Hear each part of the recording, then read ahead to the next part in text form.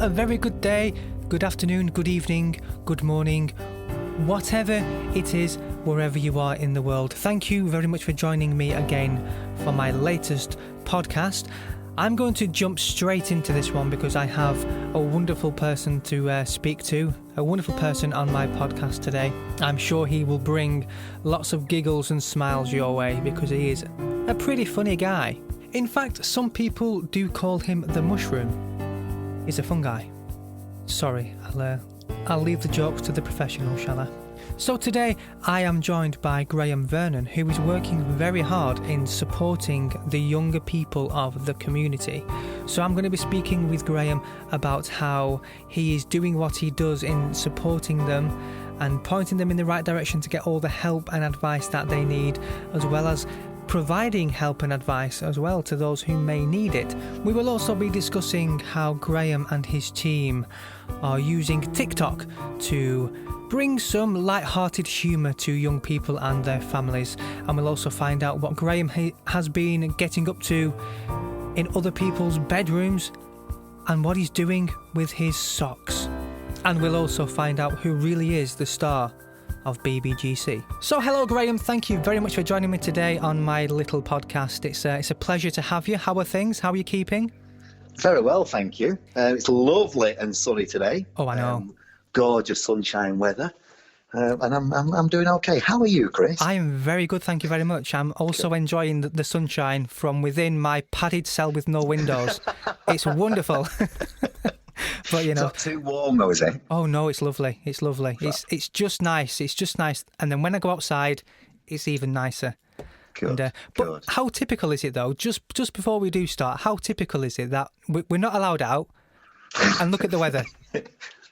Listen, would we have it any other way? If it was raining, we wouldn't be allowed to moan about it because we always moan about the rain. That is true. That is very true. We're all self-isolating, stuck inside. So it's got to be gorgeous sunshine. It has to be gorgeous sunshine. Otherwise, we wouldn't be British. Correct. My mum's praying for snow every morning. Every morning we get up and I do a little weather check. Has it snowed yet? I'm getting no, mum. Bless her. Bless her. So if anybody can make it snow, just for a day. Listen, I'm not going to put my thermals away then because I know how good your mum is, and maybe she knows something that we all don't. She knows people. She knows people. She's very influential. Is my mother. Good. Oh, anyway, so Graham, let's get down to business as such, and tell us a little bit about BBGC. What is it, and what do you do? Yeah, well, BBGC, Burnley Boys and Girls Club, is Lancashire's oldest youth charity. It was established in 1898 by a gentleman called Henry Riley from Burnley, whose family were they owned a cloth mill. They were weavers.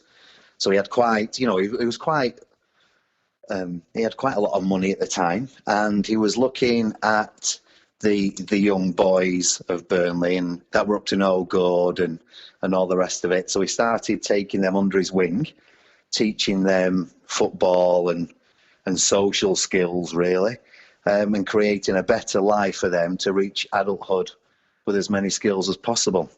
The organisation in its 121st year now still stands by the same methods and the same policies that he did then, and it's something we're really proud of. And now not only that, but the model he then created reached out to other towns, to Bolton.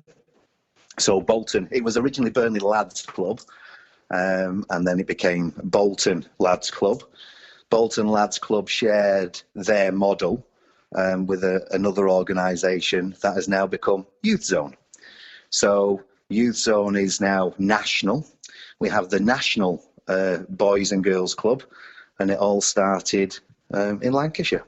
Wow, so well, there you go. To be really proud well, of. who'd have thunk it? And it's come from Lancashire as well. Lots of good things come from Lancashire. Always. I mean, it's the National Association is now part of the International Association of Boys and Girls Clubs, which is huge in America. So things like, when they do the summer camps in America, that's all run and funded by the Boys and Girls Clubs.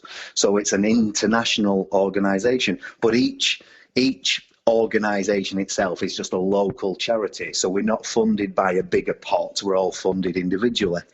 Which gives us a lot more scope, really, on how we want to earn money and how we fundraise and do things like that. Super. Now, like you at the minute, more than anything, you're kind of focusing on trying to help young people understand what is going on, because it's confusing for everybody, but more so for a younger person, a younger brain. Just tell us, what exactly are you doing to try and help young people understand what is going on, and how important is it that they do understand what is going on? I think, like any organisation at the minute, we're all making this thing up. Nobody has knew this was going to happen. We didn't know we were going to be in the situation we're in.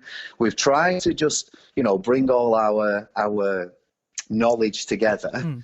Look at the hardest points we do. So we currently have, at the centre in Burnley, we have 382 young people aged between 5 and 19 from all different backgrounds. And we work with them at different levels. So depending on what kind of support they need, we then adjust to that. And I think since we've been taking it all online, it's just making sure that everyone feels safe and feels comfortable. We've set up a text and message line that at first wasn't, we're maybe getting one message a day. But over the Easter weekend, we've had nearly 1,000 messages from young people and their families, and that's just not from Burnley either. We've now reached out to to other towns and other cities. Wow, brilliant! And it's like something like young people, and they join these clubs and they end up feeling safe in these clubs, and they meet people who they know and they trust. So when something like this happens and they can no longer face to face meet these people, something like a helpline or a text line must be vitally important, so that they can still get that support that they need from the people they know and trust. Because, like, you're not a teacher, and it's some people, young people rather, may see the eyes of a teacher as someone who they may not be able to approach as much as someone like yourself, who is more of a friend than like a support worker, so to speak. Yeah, that's absolutely right. We work closely with a lot of our local schools. Unfortunately, we have probably about 10% of our membership of young people who don't actually attend school. So, educational establishments are there as a support network for every young person in their care, and they do an amazing job when it comes to hard-hitting things, within safeguarding or problems at homes or bullying or things like that. But for the young people who don't attend school, they haven't got that support network around them. And that's kind of where we're filling one of the gaps. Also, schools, for the summer holidays close down. Yes, of course. And also in the evenings, they close down. So by working with our local schools, anything that they've implemented during the day, almost as like a befriending service from the school, or a buddy service, as some of the schools call it, we can continue that great work in the evenings and during the summer holidays. You're reaching out and trying to encourage young people, aren't you, to if they're unsure about something, especially now, to come and ask for help. Yeah, and to be honest, it's like a problem shared is a problem halved. When we're working with some of our young people, because they know us, we understand their body language. So when they come to us and they're asking for help, they don't necessarily have to say the words. Now we're not in front of them. They can't say that. So a lot of the messages we might be getting through from some of the young people are things like, "How are you today?" Which, we're then reading into that as, "I need help, I need support, come back to me." So it's not necessarily what they say, it's just to make sure that they're still aware we are there for them, no matter what they need. Now, Graham, one thing which is on my mind, and it's on my mind every single day, just like it is everybody else in the nation, is lockdown. Now, lockdown is being banished around, and it's a word which is being said every single day. And I believe that we're not actually in a lockdown as such. And what we are in is we are in a state of social distancing with extra caution, and we're being told to avoid people where we can. But the word lockdown, I think, has been used as more of a gimmick than anything else. It's been used as something to give something a title, and I think something like that to a young person could sound really, really serious and quite daunting and terrifying, really. And just like, what advice would you give to a young person who's possibly feeling that extra bit of stress because of this lockdown and this big word and what it actually means? What advice would you give them that it's not actually as serious as what they may think it is? It's a really big point, that, Chris, and it's the most messages we're getting through are literally about, lockdown.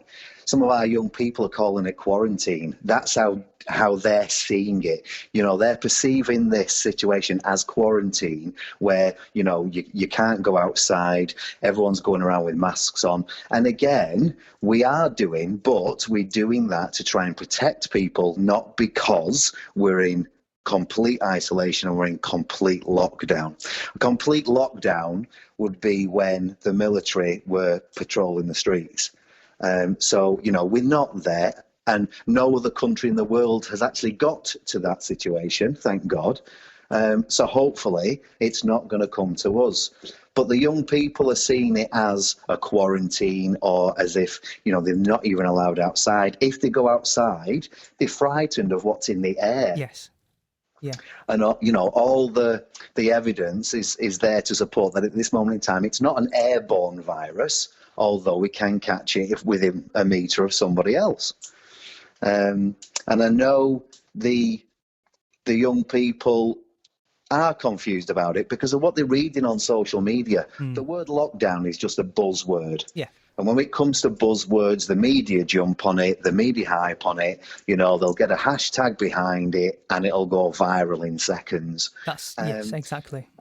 And that's what, they're looking at, and that's what they're picking up. So certainly last week, a lot of the messages and a lot of the text we were getting through was, what is this lockdown? So that's why on one of our shout outs, we just did, exactly what is lockdown, and we're not in lockdown.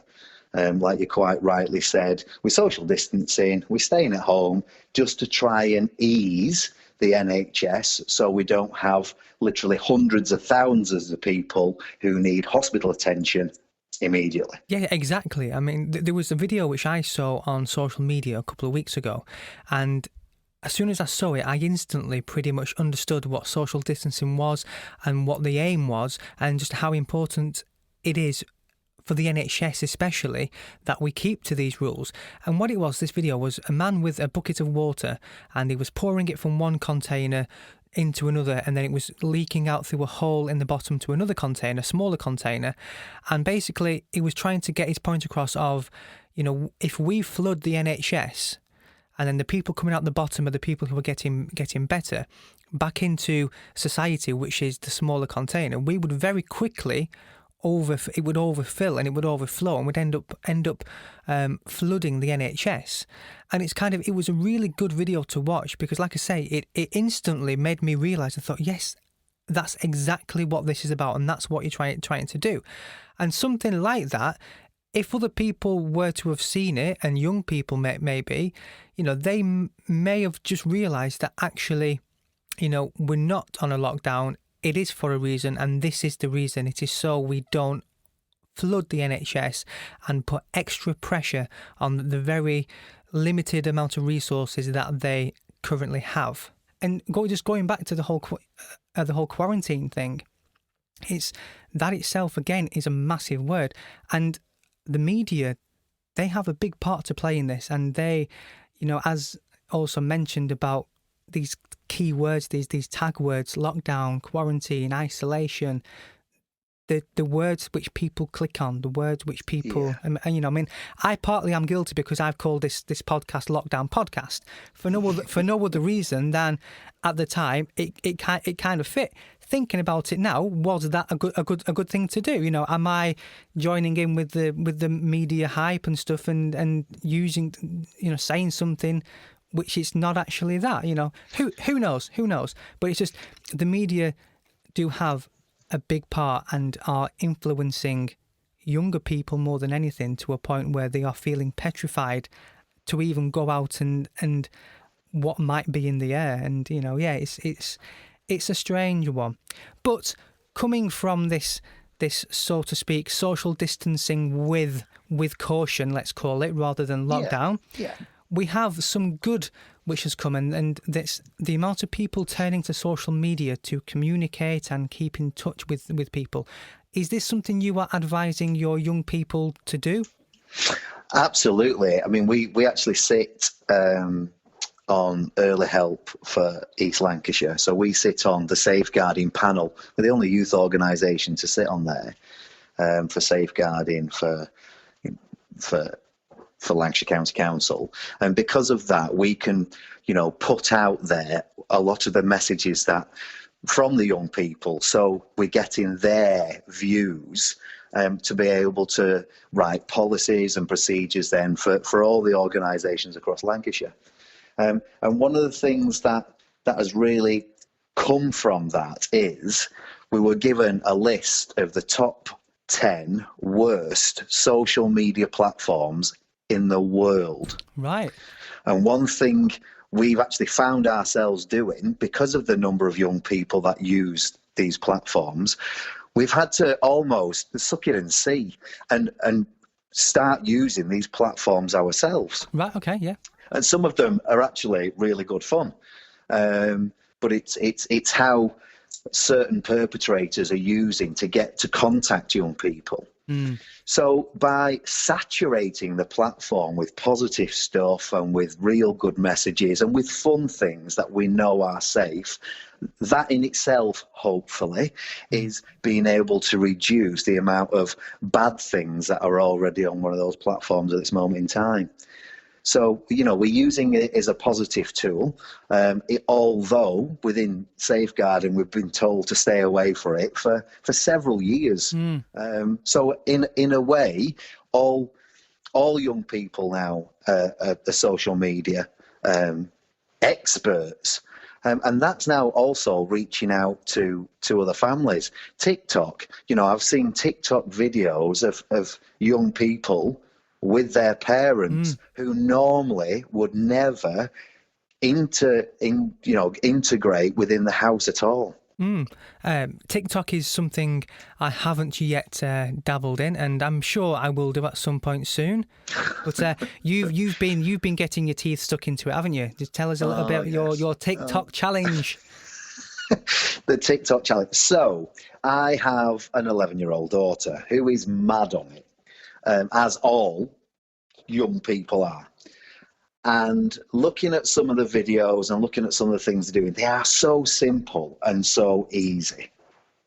But the young people literally spend hours and hours and hours copying these dance moves and copying these dances to the music and then recreate it themselves and then post that. So one person will post one video, but then they might have anything up to literally 1,000 people copying that video, recreate it themselves and then tagging it on the end.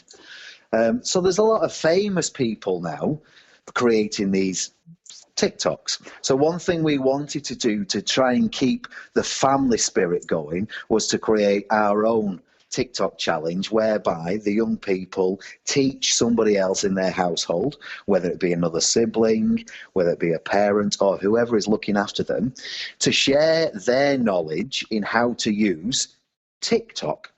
And it's, you know, it really is. I mean, we've seen some fantastic things of grandmas being dubbed over with voiceover from famous rappers. It's been Brilliant.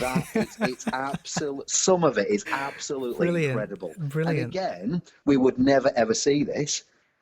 We're only seeing this because we're in this weird situation at the minute. Wow, that does sound really good. Actually, something I might get my parents involved in actually. Yeah, it's fantastic. And they're actually enjoying doing it because they're sat at home with the young people as well. Yes. So the kids are sat home, they're bored. But just for 30 minutes, all the family are coming together and being daft and silly together. And it's just creating that half an hour of beautiful family harmony. And it's just, it's lovely to see. It really is. It is. I mean, laughter is the best medicine. I think I say in every single podcast just how important it is to smile and to be upbeat and to be jolly, because I, like yourself, I'm a very jolly person. I enjoy a laugh and a giggle and a smile. And it's really important that you do stay upbeat and smile, and just something like a TikTok challenge. I can't even say it, never mind do it. A TikTok challenge that you get your family involved in. Just how much fun could you have in your living room seeing your mum and your dad or your grandma rapping along and doing a silly dance?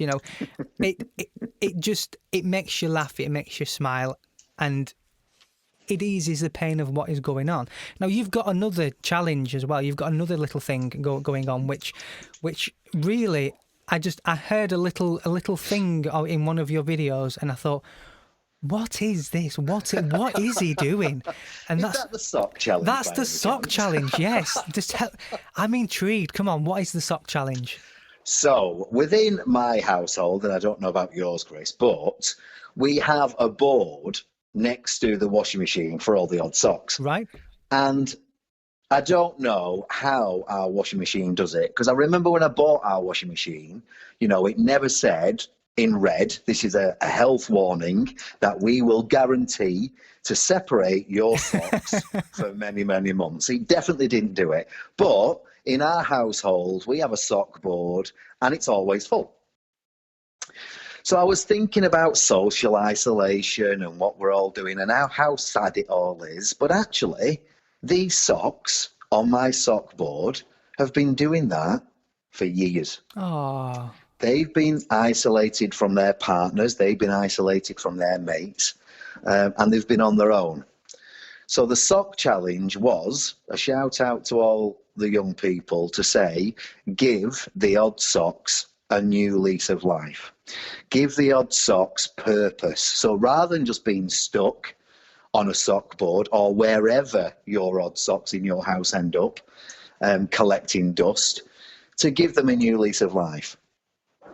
And people have been making sock puppets out of them. People have been stitching them together and making bigger socks. Brilliant. People have been making pets and animals and cuddly toys, all sorts of things with them. People have been, this is the strangest one, but people have been putting onions, or one person has been putting onions in them and hanging them up. Because apparently, if you hang onions in, well, it used to be a pair of tights, apparently so. But if you hang onions in a pair of tights or a socks, they stay fresher for longer. The tights or the onions? The ties. No, the onions. No, definitely the onions. Apparently so. I've not tried it yet. I am still, waiting to try that one.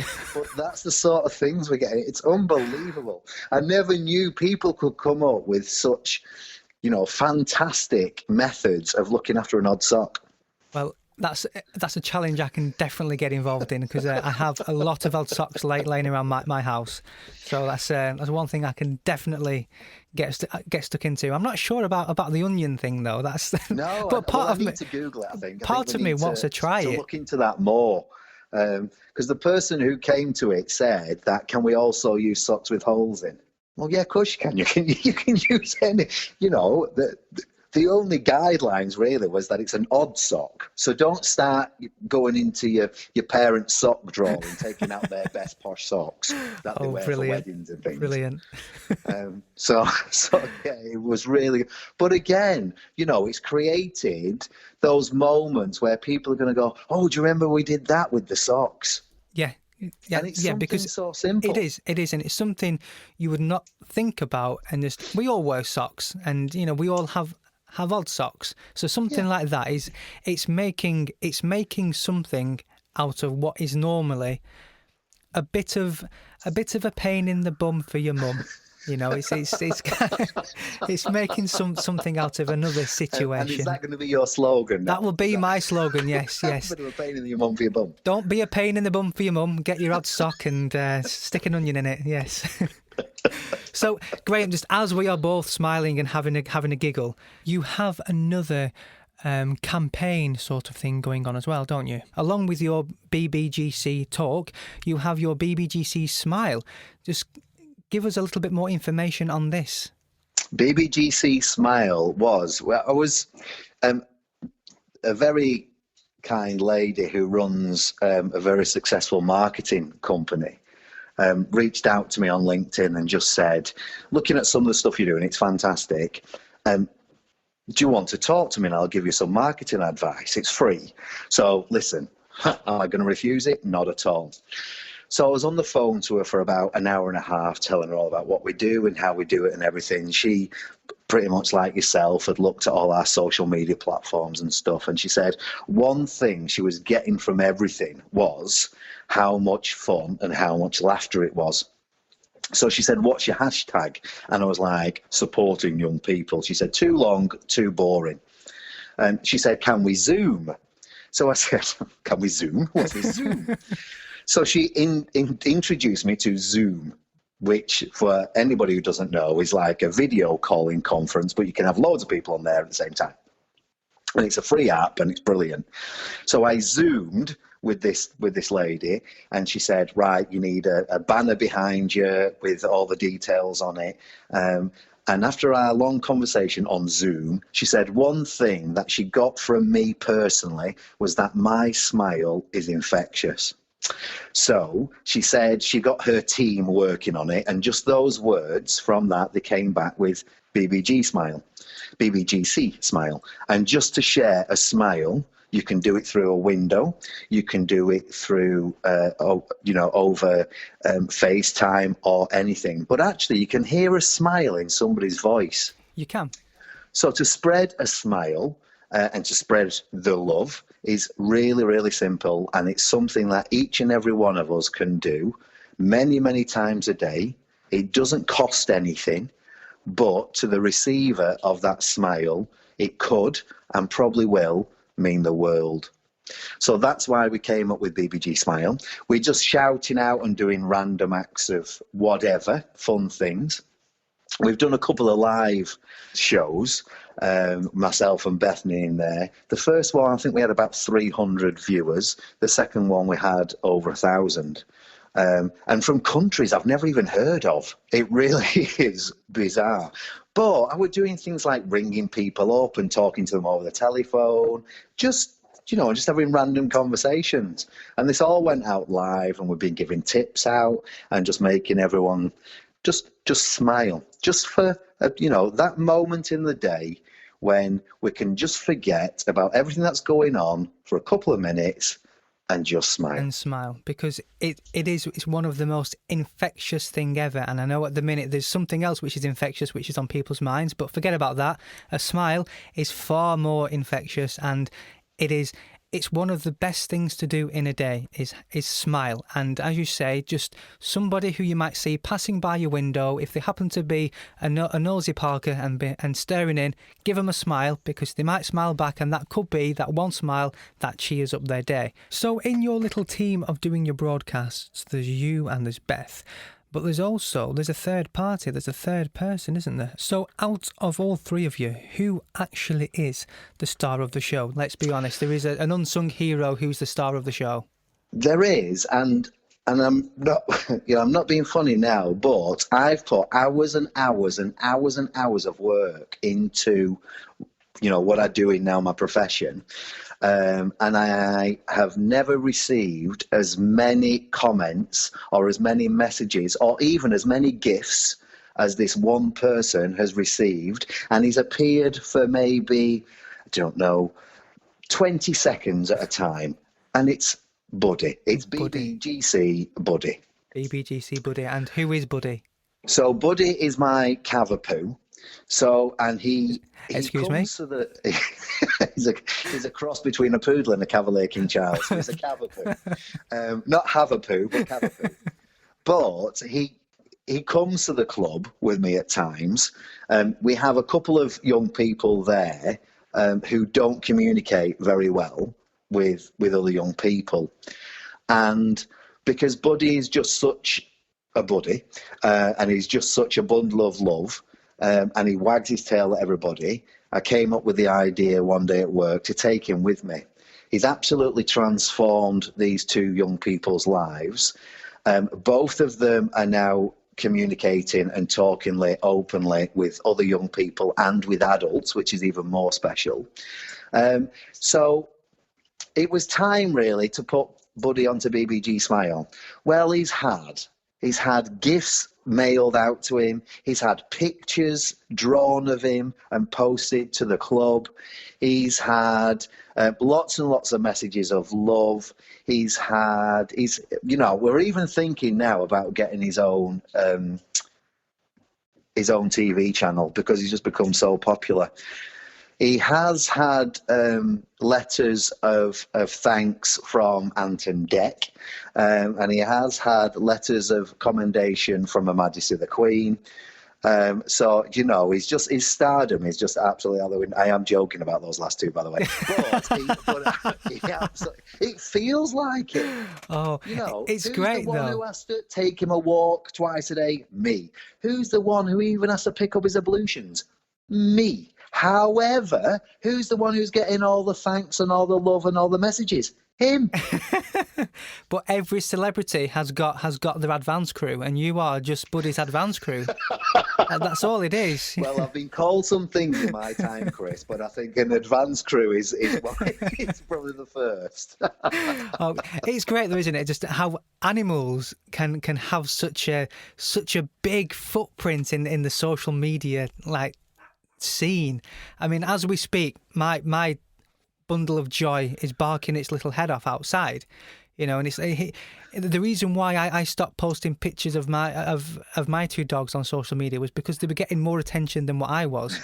I'd spend ages writing a funny comment, think, oh, that's really good, that I'm proud of that, put it out, nothing, put a picture of my dog in a hat, it crashes Facebook. Yeah, it's ridiculous. It's ridiculous. But just, that proves that just seeing an image of an animal sat in a hat is going to make us smile. Indeed. And I'm sure it did. I'm sure it did. Yeah, it's absolutely proof of, what we're trying to do and what we're trying to achieve. And I'm not really that upset about him. But, it's tough to swallow. It's teamwork. Yeah, it is. Absolutely. It's teamwork. It's teamwork. So speaking of smiling, I'm going to put you on the spot now. Okay, so I'm going to say, give us something to make us smile. This is your challenge to everybody listening. Make us smile. Well, just going back to the Zoom situation, I've been having some quite serious, so-called serious meetings with other frontline organisations at the minute to support, vulnerable people in our communities, get the food banks rolling, and with my safeguarding hat on, they're quite serious. But one of the ladies on there didn't actually realise that Zoom was a camera as well. So she sat there at the first meeting on a bed with a notebook between her legs and a phone at the bottom of her bed, looking straight towards her. And she kept on rolling about and moving sideways in these little black shorts. And it's really funny because you could see all the other men turn away from the phones and turn away from their iPads at this time. So it came to the second meeting and she was there again in a bedroom. Different colour shorts this time, I might add, but she was there again in a bedroom. And I had to say something about it. I couldn't keep my mouth shut. So the third meeting we had together, there was me and her there before anybody had come in. We were like in the Zoom room or whatever you call it. And I just said to her, I said, I won't say her name because don't say her name. But I did say to her, I said, I can't wait till we actually meet each other because I'm proud and privileged to say that I've been in your bedroom twice. And she didn't have a clue what I meant. And then she twigged all about it. And ever since then, so we've had 2 more meetings since then. She told everybody. So it's fine, but she now wears like a work suit, and she's moved now down to the dining room, and it's all, wow! It's all very professional. Well, while we're on that little subject, I did a podcast last week with someone, and we got talking about this as well, and Zoom and conference calling, and I asked this person how many people out there, men especially, do you think that sit in a conference call with a shirt and tie on and nothing on from the waist downwards, right? And this person turned around to me and said, well, actually, there's a statistic, I can't say that word, but there is a stat, yes, that one, that actually proves it's true. And Walmart, apparently, their sales in shirts and ties and jackets have gone up, while the sales in trousers has gone down. So that is proof. That is proof that people are doing that. And so a lesson to be learnt here is be careful with these new fandangled apps. It is so funny. It really is. It's lovely. You know, it's lovely. And I spend time now looking what people have got on the walls and stuff. It's fantastic. You know, and I've even said we should hold all our meetings like this because it's cheaper. It's better for the environment because we're not all having to travel to a town hall or wherever we have them. And it's really good fun because you get to look inside everyone's house. You know, it's like through the keyhole. So in all the doom and gloom that is going on at the minute, it's so special that we are taking positive things from it. And I do honestly believe, despite all the statistics and the death toll and stuff, which is absolutely horrendous, but in saying all of that, I think the world we live in is going to change, but I do believe it is going to change for the better. It is, and I've said this all along, there is so much good to come from this. And Definitely. There is so much change going to happen, and change for the good. It might not happen overnight, but it's people are learning lessons. Yeah, and what to do with your odd socks. Indeed, the biggest lesson of all. So you've just made us smile and giggle. Well, you've made me giggle there with that little. Honestly, my mind's gone. I've temporarily left, and I've just gone into that Zoom chat, into that conversation there. No, honestly. I'm having visions, Graham. I thought I was a man of the world, but even I was shocked, I tell you. Wow. Oh, dear me. So if anybody out there has got any advice or numbers for counsellors or therapists that you might want to pass on to Graham to help him through this difficult time. In a darkened room, put it that way. So if you could give someone out there a little bit of a tip for making someone smile, what tip would you give them? Just do it. Just do it. Simple as that. Just do it. Just try it. Try it and see what response you get. Well, that seems like a good tip to me because there are no rules, are there? So just before we do finish, and let's go back to the serious stuff, because you know what you're doing is really serious and it's very important, because you know young people, you know, there is that very famous saying out there, you know, children are the future and all that, and it's true, you know, they are, and it's important that there you go, let them lead the way, you know. Show them all the beauty. Oh, these song things have got to stop, because again, this isn't the first podcast I've done which should had songs in it.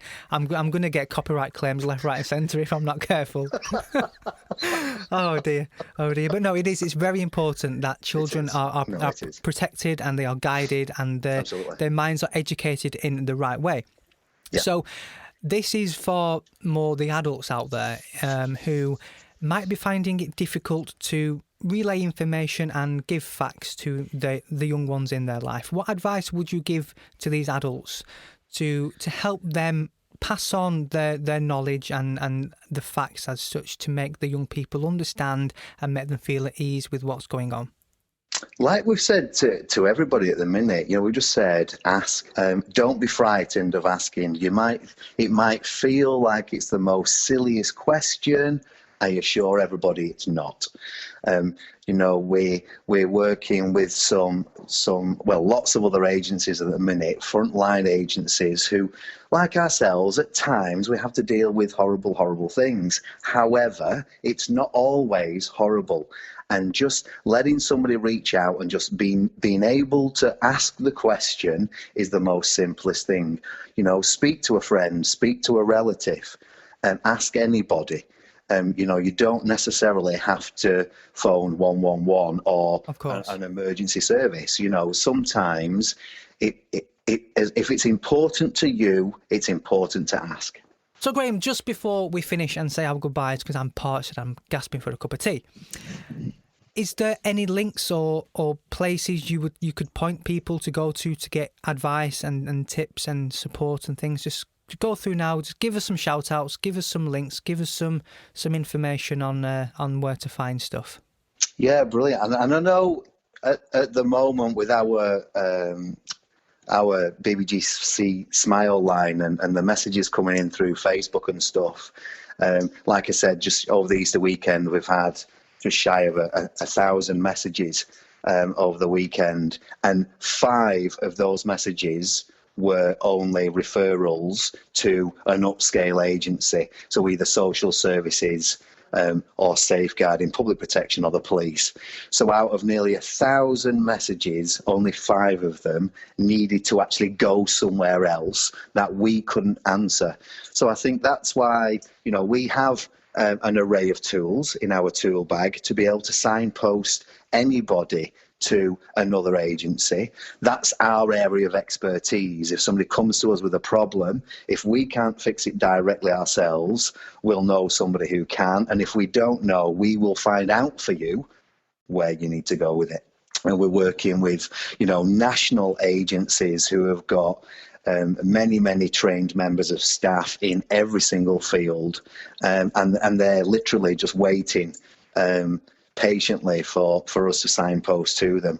So just reach out to anybody and anybody you can, and then somebody will point you in the right direction. And never be afraid of it. Don't be afraid of doing it. No, don't, because if you don't ask, you will never find out, and it's there's nothing to be ashamed of for asking for help. There really isn't. Does BBGC have a website where people can go to get the information they need to be able to contact you?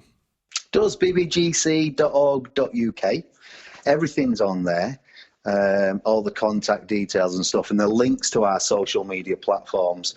The website is not updated as frequently as the social media platforms, because it's easier. We can all update stuff to the social media platforms for our own phones.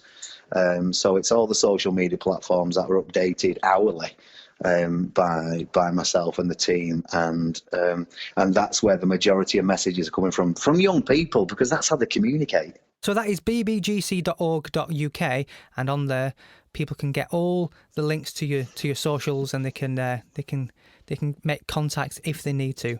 Yep, absolutely. Super. Well, Graham, or even come up with more ideas on what to do with a sock. Yeah, that would be.